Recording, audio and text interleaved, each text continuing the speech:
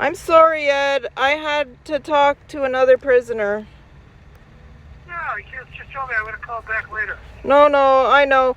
This coming up day tomorrow for you is very important, and we want to stay in touch.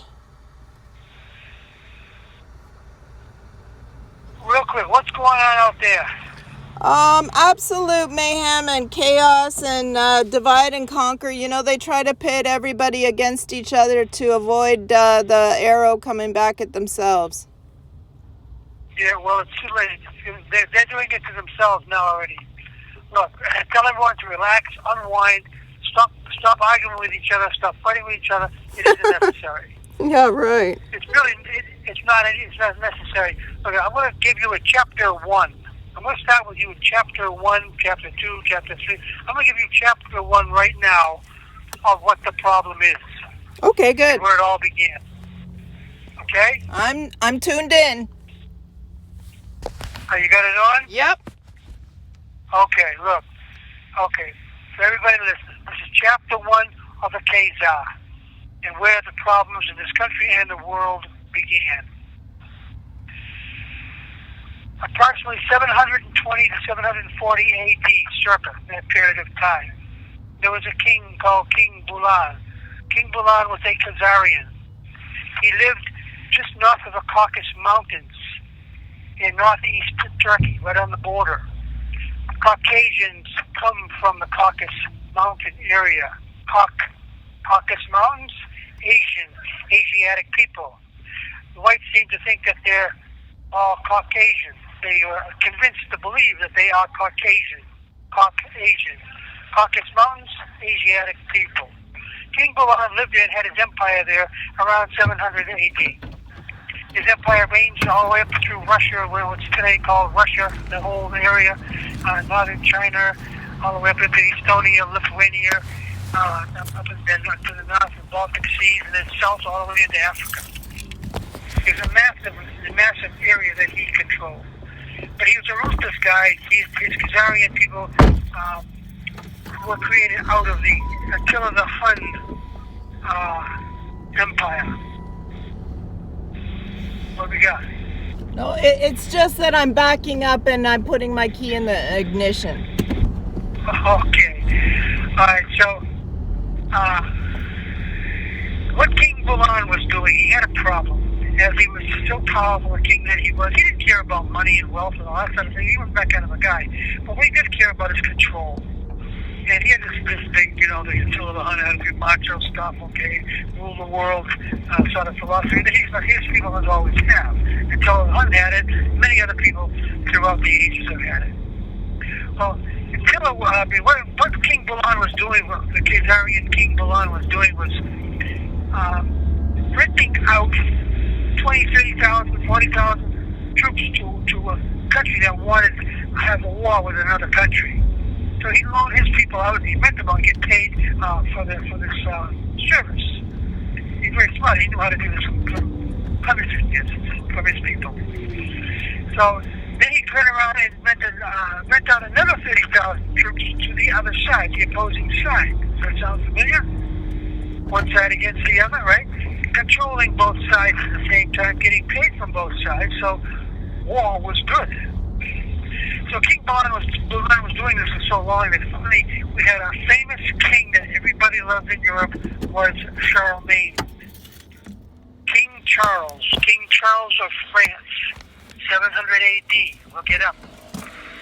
King Charles was starting to knock off and wipe out a lot of the troops of King Bulan and beat him back. They were after Charlemagne was after King Bulan to wipe his kingdom out.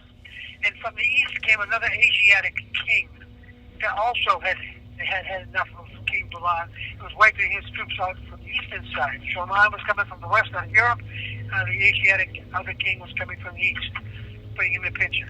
So King Bulan had a problem. His problem was he has to disappear. So here's what he did. He decided he's got to change his belief system. These people were pagans. They believed in Satan and all that evil, dirty, lustful stuff. And so that was the way. Not just being pagan. He believed in the occult and the witchcraft, so to speak, and all that old stuff. Anyway, Anyway, so what he did, he looked at all of the various religions on how to survive, change all these people's attitude and way of life, so he could hide. He needed a place to hide. That's what he was doing. He tried Christianity. Nah, that didn't fit. He tried. He looked at the Muslims and the Buddhists and stuff. That didn't work out. Then he spotted the Jews. They weren't the Jews. They were the Hebrews. There really weren't any Jews to speak of. They didn't mention them in the Bible, but we think that the King Balaam's people, other kings, actually put the stuff and inserted that into the Bible. They were Hebrews, is what they were. They were Israelites, is what they were. But they had banking and they had ancient law. And they had also been the ones, the ancient Hebrews, discovered banking and law. You know that through the time of Jesus. Mm-hmm. So he said, this fits. So he adopted Judaism, brought some 15,000 or 1,500, I don't know what the number was, one of the two, up into his people all throughout his whole kingdom and began to teach them how to become Jews, how to become Hebrews. And the word Jew actually came from, you can see out through history, Scotty, but we're not quite sure. We think he created it anyway. But he created the Eastern European Ashkenazi Jews of today. Now, these were people who were Christians, they were Buddhists, they were all kinds of people, all of them. They were even blacks out of Africa, okay? They had all their own religions, their own belief systems, but he forced them into having to become Jews. All right. Now, this is where he could hide.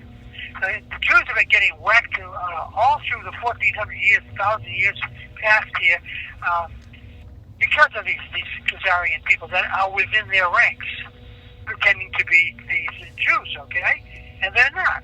They don't believe in the Torah. They believe in Babylonian, what do you call it? Talmud. Huh? The Talmud. They believe any other stuff. They stayed and remained pagans, okay? But they don't believe in life after death. They believe in eat, drink, and be merry, for tomorrow you may die. That's their philosophy. They never let it go. No matter what, they don't mind changing their names, they'll change their religion, they'll change anything, all right? But so long as they maintain control of the people around them. They are extremely intelligent people. They are parasites of mankind. They are a human parasite invading human entities. Is what they are and that's what they do. To this day, you can identify them, and we've already been putting in the word out on how to do that. It's not as hard as everybody seems to think. Try to judge them by their deeds, if nothing else, okay? I don't care if they're Irish, I don't care if they're Scots, I don't care if they're English or German. A good part of them, the bulk of them are German, believe it or not. And if you look at it very carefully throughout history, you'll see that's where most of the problems have been coming from. It's out of that German, Central European, Southeast, and South Central German area. Because of these Khazarian people within the rank and file of the Germanic people, created the Jews hiding inside of them. And they, remember, they're into banking, huge. They already had vast sums of money. And they learn how to assimilate into a village and take it over quietly, talking to people, be nice, give them some money. Hey, what's going to hand you? We're here to help you. Or the government, we're here to help you, right? Same technique, same style that the corporate federal government uses today in this country and every other country around the world. Well, they took over the town, the community, industry. Then they take over the bank, using the money, always using the money, and the favors and stuff, and the evil ways. Oh yeah, this is how they did it. And then they would take over, and they did take over these towns. Then they took over the shires, the whole shire. Then they would take over the whole country. Town, city, county, state, and then ultimately they were able to take over the entire country. Isn't the Queen's family from Transylvania? Yes, she is. Yes, Queen Elizabeth? Yeah. Yes, she is. Queen Elizabeth is the head of the Council of the Committee, or the Council of 300, Committee, the 300. Yeah, that's what you're talking about when you said 300 before. I thought you were talking about the Greeks, but no, you're talking about the Committee of 300 out of Europe. That is the comparison to the Trilateral Commission and the Council on Foreign Relations in this country. Yeah. Same kind of organization, all all affiliated with each other. They are, in fact, whoever gave you that information, I'm sorry, but they were correct. They were correct in saying that they are the families of this committee of 300 families of the ruling empires of the Kajak, yes. But they are not the top of the heap. They are like the third level down. See, there's another level above them, and that's the Kazakh blue bloodline who will live. And Rothschild, Meyer Ansel Rothschild, okay, around 1700s, was one of the Khazarian principles of all of this. Today, he hates himself. There's a whole bunch of hate themselves. They are such elitists, such above it all people. They think that they are the smartest people, and they are extremely intelligent. I'm never going to take that away from them, but they are not the ones. Anyway, back to Bulan. Now, Bulan, once he adopted it, they created the Jewish community. He was able to hide within him and make himself disappear. Whatever ultimately happened, I haven't dug that far yet myself, and I've been locked up for 15 years, because that's why I just started to really dig into this stuff back then. So, but we know that his ideology did remain and his bloodline did remain, right up to modern day times of the Rothschild dynasty. To this day, the Rothschild dynasty, Khazarian Rothschild dynasty, does control the International Monetary Fund. And they have their sons and family and relatives in the various world banks around the world. Whether it's Hong Kong or China or Russia or whatever, they have their family in the major world banks, controlling all of those sub-central banks, and then down to the various individual countries. Now, remember, the other thing that the Jews were noted for, the Hebrews were noted for, was the law, banking, and the law. I mean, I can give you a whole series of what happened in Venice, Italy, regarding the Jews there and how the money grew and stuff, and how banking grew on Venice itself. Venice is a wonderful story. But then you go back to the law. Now, they control the law, too. Understand that when you hear about the Knights Templar, you think of the Knights Templar were people that were there for the Christian, to protect the Christians on the highway. They weren't. They were Khazar. And they also they did find King Solomon's stuff, but they also found the money, they had money behind them from the Rothschild dynasty way back when in 1200 or 1099. In 1099, actually, they had Khazarian. It was all Khazarian money. So, by controlling the banks and controlling the law by the Knights Templar, remember the Knights Templar are modern-day Crown Templar of the Bank of England. Of the city in the middle of London. It's 15 square blocks behind Fleet Street, called the City, where even the Queen of England, when she approaches it, has to be escorted throughout the building. The Crown of England is not the Queen. That is false. The Crown of England is the Crown Templar of the city that controls the Bar Association. The Bar Association was the whole lawyers' guild, inner circle, middle circle, and so on. Gray's Inn, Lincoln's Inn, there were the various names of these associations, came from the Knights Templar. They are the ones who brought people before the bar. Today, they still exist to this day. You get them from the Inns of Court, in courts. If you look up Inns of Court, you'll find that each court has a chief judge, a member of the Inns of Court. Okay? From England, in our court system today. All over the world, by the way. So now here this group of people of Khazar, modern day Khazar, I'm just giving you a real short synopsis. We can go into great detail with us, could go for days, just on this subject alone. Now, they now control the money, and they control the law of every nation that they take over. And right now, they have taken over virtually every nation that exists. Now, they control all the money, and they control all of the law. What else do they need to control the population? Food. They got all the money in the world. They got all the food I need. What else do they need? Seeds? They control military? They control the world. Huh? Military? They don't need anything else to control everything else. As long as people are going to rely on somebody else taking care of all of their little whims, okay, and needs, the world is done and under control of these people. Right now, it's under control, not total control, because of countries like this one here. But they are controlling us, and it's getting worse. It's getting worse, and you notice it. That's why people are getting so up in alarm and confusing, fighting, and arguing, because they don't know what's going on. And it's really not as terrible as everybody thinks about, but it's absolutely horrible at the same breath. They're getting too emotional. Back off. You can't think when you're afraid. You can't think if you're hungry. You can't think if you're confused and stuff. Stop it. Slow down. Take a vacation from, tell everybody to take a vacation from themselves and pay attention to what we're trying to tell them here. Know your enemy. These people are so good that they have placed their operatives or their agents, both foreign and domestic, in every single, virtually, probably not, some that's probably missing, but not too many, town, county, city, state in this nation. They have people who would sell out their mothers.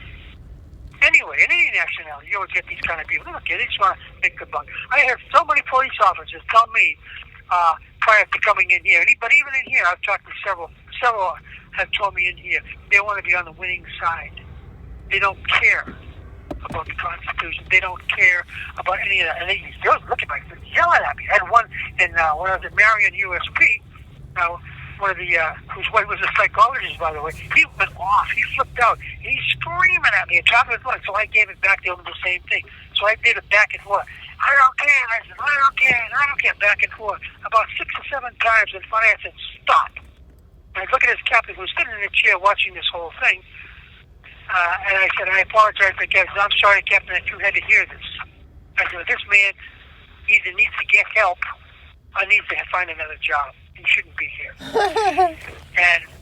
and then the curious thing was, this is a Caucasian man I was arguing with.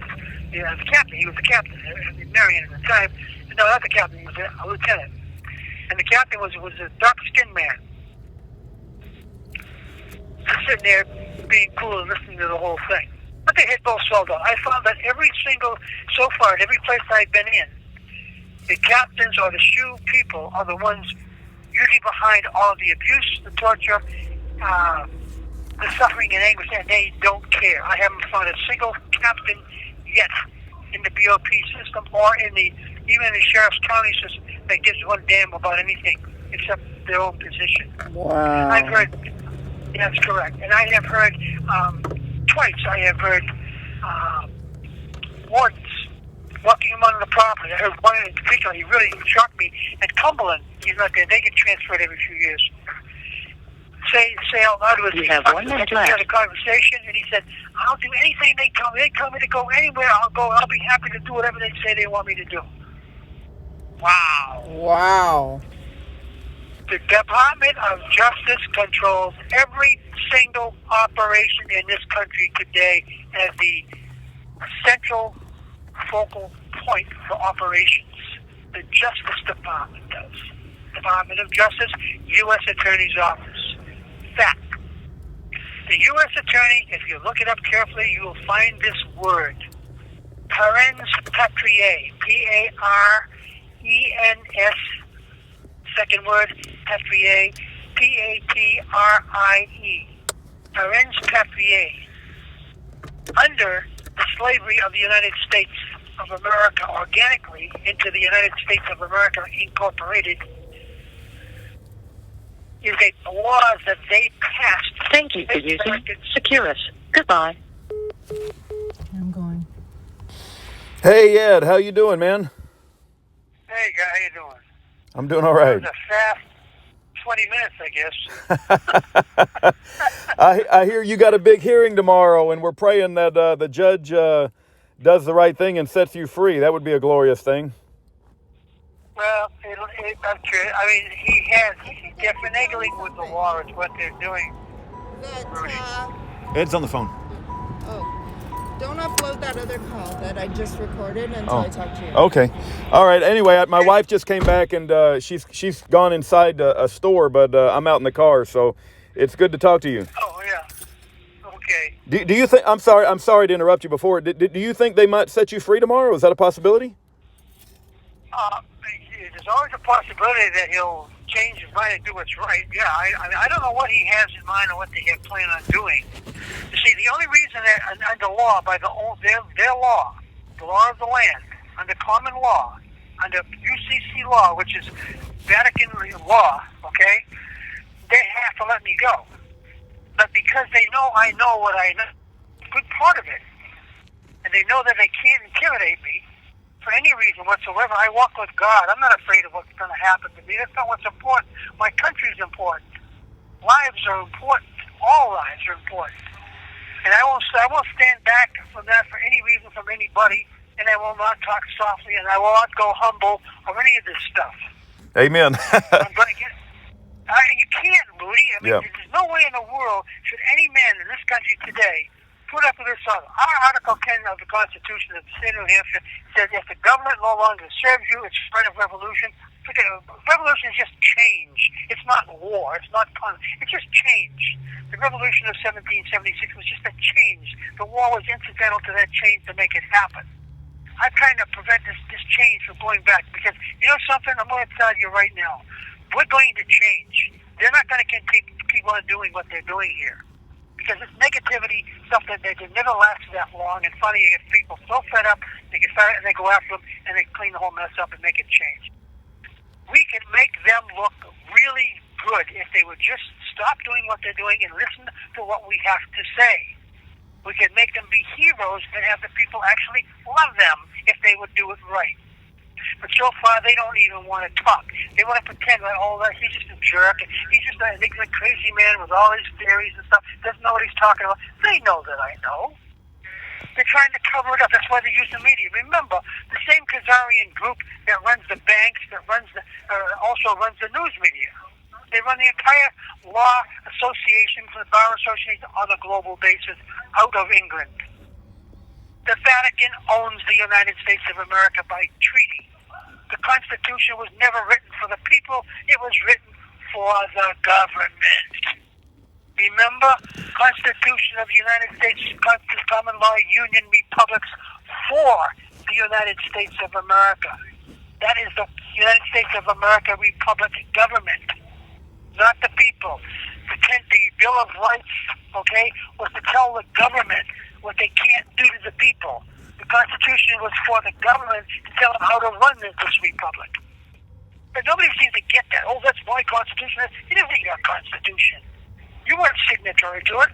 The leadership signed it. The leadership made it to tell the government how to operate, how to run.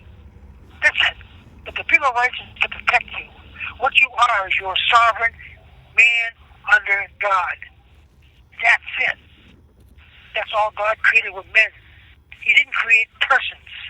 He didn't create individuals. He didn't create anything but men and women. And of course, he created women out of men, too, according to the rules. Amen.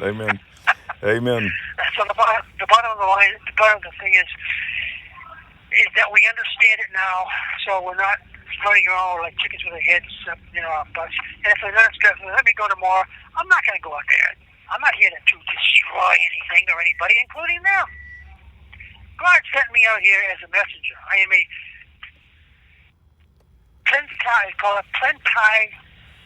plenipotentiary ambassador to God. I am a plenipotentiary ambassador of the Continental Constitution Common Law Republic of 1777 as the United States Constitution means for real. No speculation, no illusions, no nothing. It's documented. We put it into the Library of Congress in 1980 again to renew our position. And they've had 40 years since then to just say that we can't do that or we didn't want you to do that. But our argument, they never did.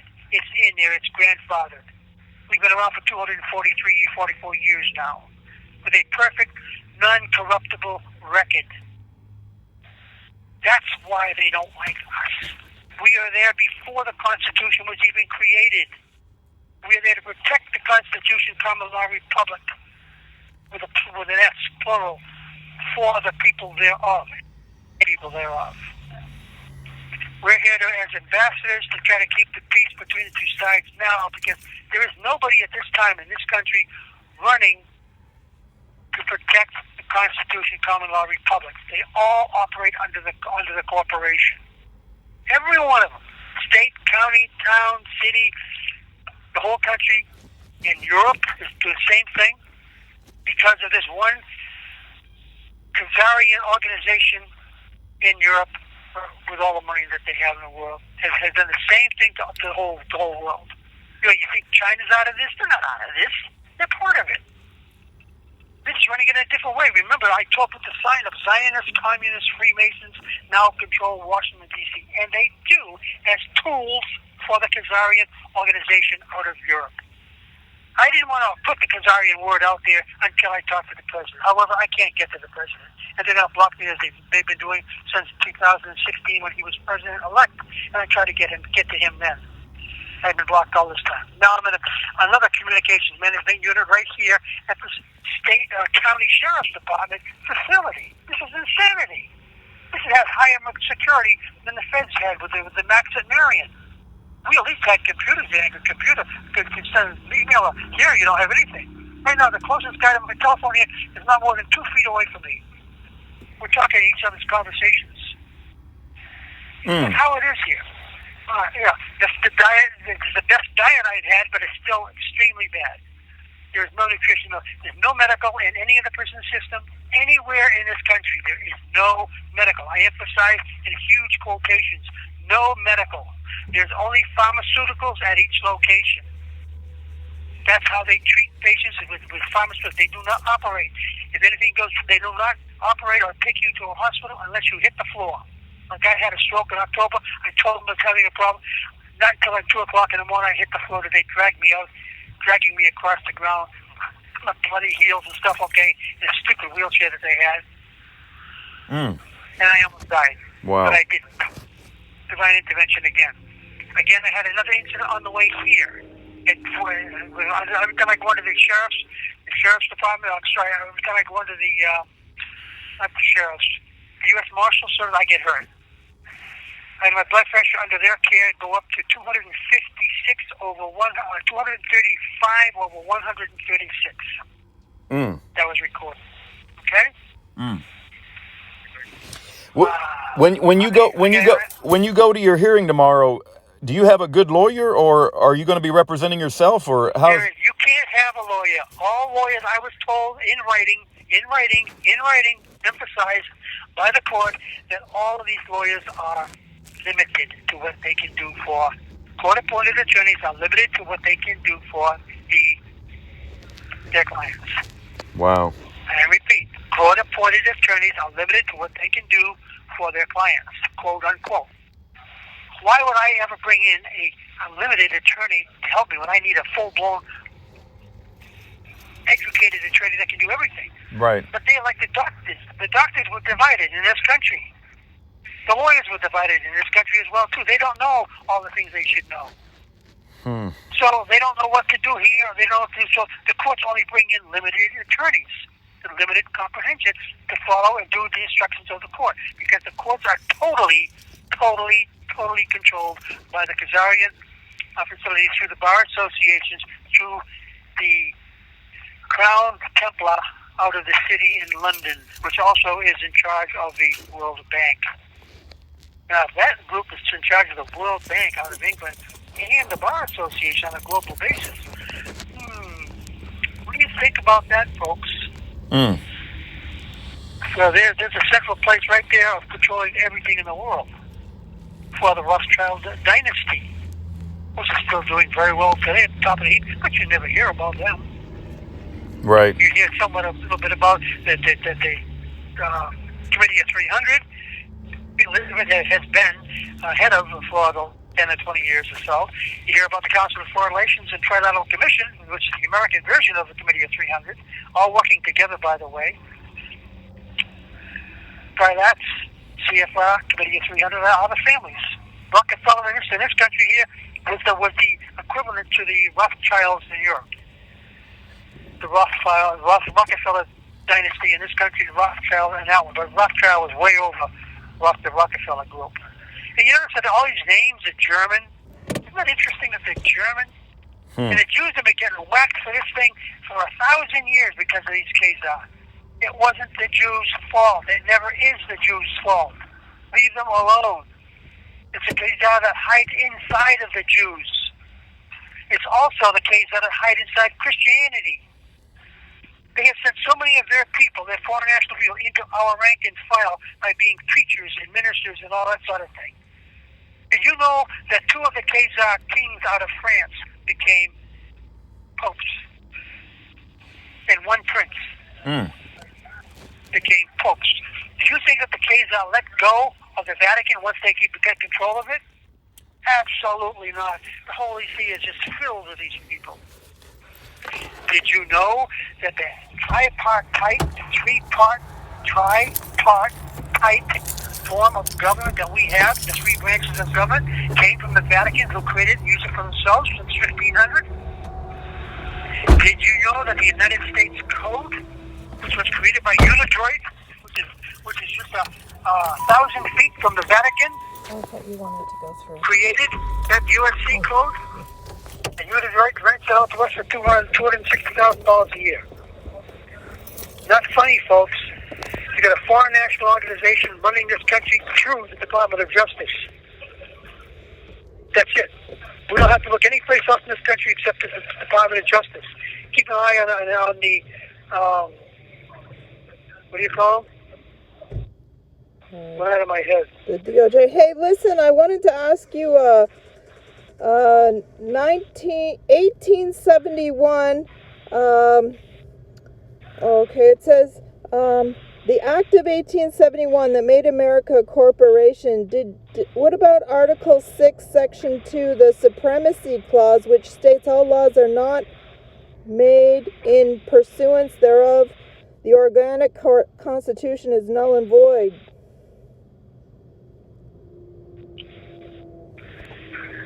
I'm not quite sure I grabbed what you're trying to say on that one.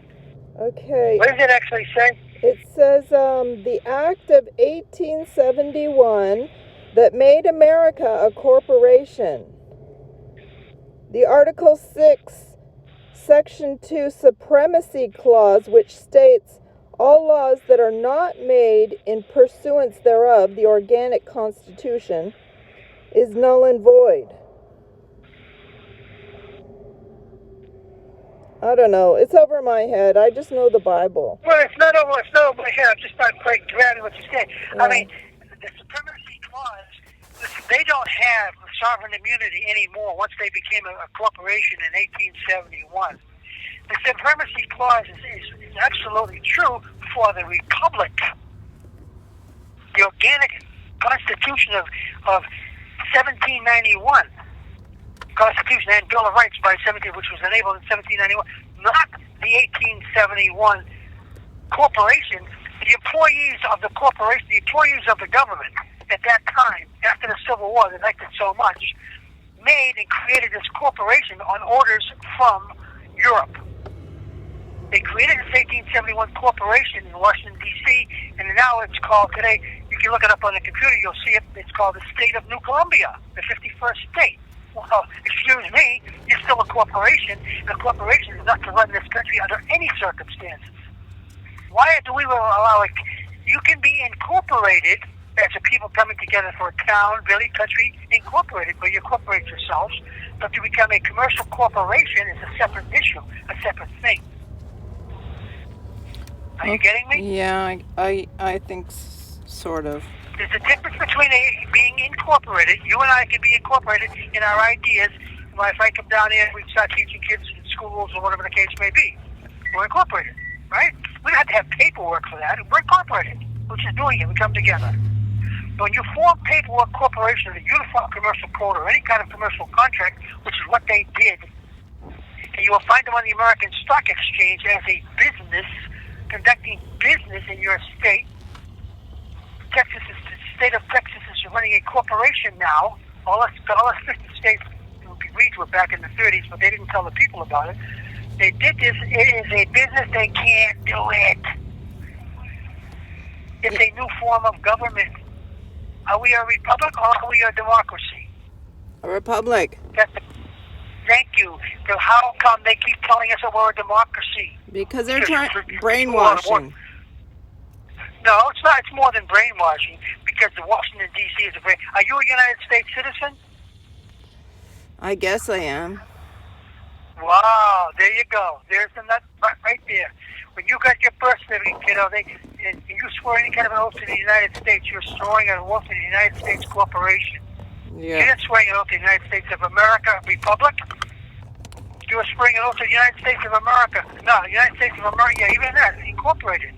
Since 1933, when they went insolvent and they bankrupt. So when they went bankrupt, they lost any kind of sovereignty whatsoever, and they can be sued. But they passed another law saying that you can't sue us because we're a corporation of the United States of America. Wrong. Yes, we can. What they a can't do that. That's disaster. treason. It's a disaster. It's a horrible disaster. It's treason. We have the enemy, both foreign and domestic, have taken over Washington, D.C. and each of the states in this nation. That's why you think guys like Ron Paul, who should have been president, the right way and the right kind of an individual, was just squeezed out and cast out and totally ignored. Yeah. That's what they do because they control the total media in this country and the world. 5 or 6 companies control the total global media, news media. Yep. That's for sure. So what are we going to do about all this, guys? Well, what are we going to do about all this? So you understand, we have resolution. We know how to resolve this problem and make both sides look good. And everybody be at peace with each other. We can accept leadership. Who cares who leads it? I don't care if you lead it. I don't care who wants to lead it. But lead it lawfully, lead it right, and stop hurting people. You live under 3 laws, folks. Only 3. This country lives under 3 laws. Don't hurt anybody, don't hurt their property, and don't be dishonest in business. That's common law. 3 laws under common law have lasted for thousands of years, and it's been just beautiful all by itself. It doesn't need all these codes and ethics and moves. That's all to scatter your brains and make it impossible for you to do business. Under this so-called statutory law, which does not exist in reality, it's a fictional form of law to control everything that you do. But they're nothing but victimless crimes. There's no victims there. Right. Nobody's getting hurt with these things. You know what? Giving people. You know what's so crazy? The judges are saying that they're overwhelmed with too much work, but that's because there's way too many laws. Well, that's part of it. Well, let me tell you something. They could have senior judges, right? Senior judges, when they retire, they charge my wife and I for income tax evasion, right? Senior judges, when they decide, this is from Cornell University, did a survey and showed that senior judges have never paid taxes in decades when they retire. They passed laws so that they don't have to pay income taxes. What? They use structuring. They structured the laws in the legislation exactly the same exact charge they charge. You have 1 minute left. They structured charges, they structured the law, and they changed it so they don't have to pay taxes. Incredible. Now, I'm going to go off in about 30 seconds, so. Okay, well, we really appreciate your information, and we are going to keep you in our prayers and hope that next time we speak to you, you're on the outside. Well, if I get out, you'll be the first people I give a shout to. Oh, good. Okay? So I'll let you know more by tomorrow night what's going on. Okay, please do. We'll be watching. Thanks. Talk to you soon, guys. Okay, we love you. Bye-bye. Bye-bye. The caller has hung up.